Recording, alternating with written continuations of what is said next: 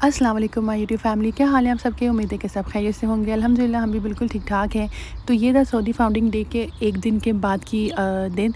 और यहाँ पे हम लोगों को था कि बच्चों को कहीं लेके जाएं, तो हम लोग ले गए थे सूकल करिया दोबारा से, क्योंकि यहाँ मतलब सब कुछ बहुत ज़बरदस्त होता है कि आप खाना पीना भी इजीली कर लेते हैं और बच्चों को झूले वगैरह भी दिला देते हैं और बच्चे भी खुश हो जाते हैं। तो कल और परसों दोनों दिन इन्होंने बड़ा अच्छा यहाँ पे सेटअप किया हुआ था और बड़े फंक्शंस वगैरह हुए थे। बट हम लोगों ने फाउंडिंग डे पे तो नहीं वो देखा था, तो हम एक दिन के बाद गए थे। तो ये कुछ कैफ़ेज़ ने डेकोरेट वगैरह किया हुआ था सब। और यहाँ पे मेरी नंद की कुछ फ्रेंड्स ने आना था, उनकी भी जो थे किड्स वगैरह उनके साथ थे। तो हमने सोचा जब तक उनको आने में भी टाइम है तो हम इनकी मार्केट घूमते हैं। तो क्योंकि जो भी फंक्शन मतलब जो भी इवेंट आ रहा होता है कंट्री में, उससे रिलेटेड जो है चीज़ें वगैरह मार्केट में सेल होना शुरू होती हैं। तो सऊदी फाउंडिंग डे में जो है फाउंडेशन डे में जो है ट्रेडिशनली ये लोग तैयार होते हैं। तो इधर सारा मतलब बहुत ज़बरदस्त और ट्रेडिशनल क्लोथ्स थे।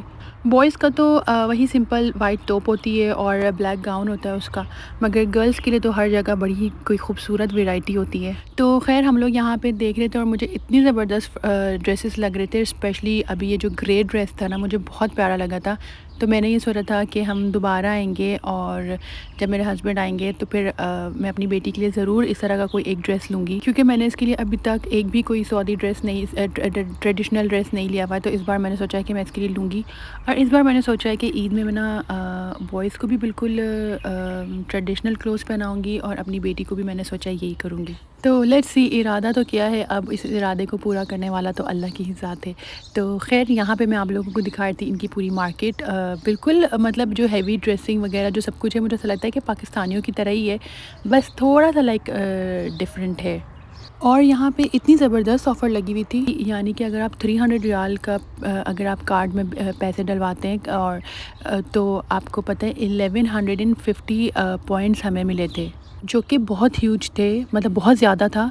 क्योंकि नॉर्मली इनका था कि 200 में 350 ये लोग पॉइंट्स हमें देंगे। और जो फाउंडेशन डे था, इसमें इन्होंने किया था कि अगर आप 200 करते हैं तो आपको 500 पॉइंट्स देंगे, और अगर आप 300 डालते हैं तो 1150 पॉइंट्स आपको मिलेंगे।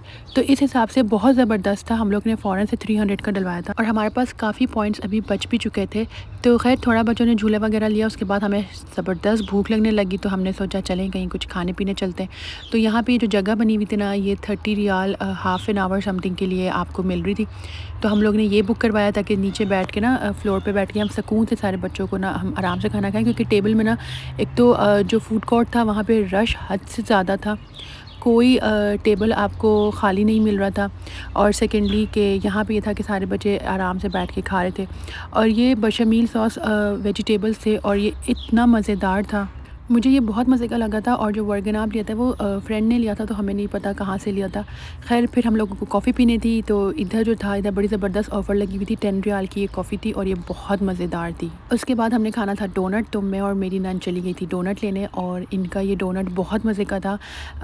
पिस्ताशियो फ्लेवर था और यकीन करें ये बहुत मज़ेदार था और इतना फिलिंग था अंदर, बड़ा मज़े का था। तो कोई भी ये जगह विज़िट करे तो ये डोनट ज़रूर ट्राई कीजिएगा और पिस्ताशियो फ्लेवर ही लीजिएगा, बहुत मज़े का था। खैर इसके बाद हम लोग जब आ रहे थे तो इधर बड़ा ज़बरदस्त फंक्शन चल रहा था, थोड़ा सा लाइक म्यूज़िक श्यूज़िक और थोड़े से गेम शेम चल रहे थे। तो पर हम लोग वहाँ पे नहीं गए क्योंकि ऑलरेडी काफ़ी रश था और बच्चों को जो था वो झूले लेने थे। तो खैर हम लोग आ गए थे दोबारा झूलों की तरफ। तो यहाँ पे किसी ने जो है ज़िप लाइन ली, यहाँ पे मेरी बेटी थी, तो इसको देख के मेरे बड़े बेटे के अंदर थोड़ी हिम्मत आई, तो उसने कहा कि चलें ठीक है मैं भी ज़िप लाइन लूँगा।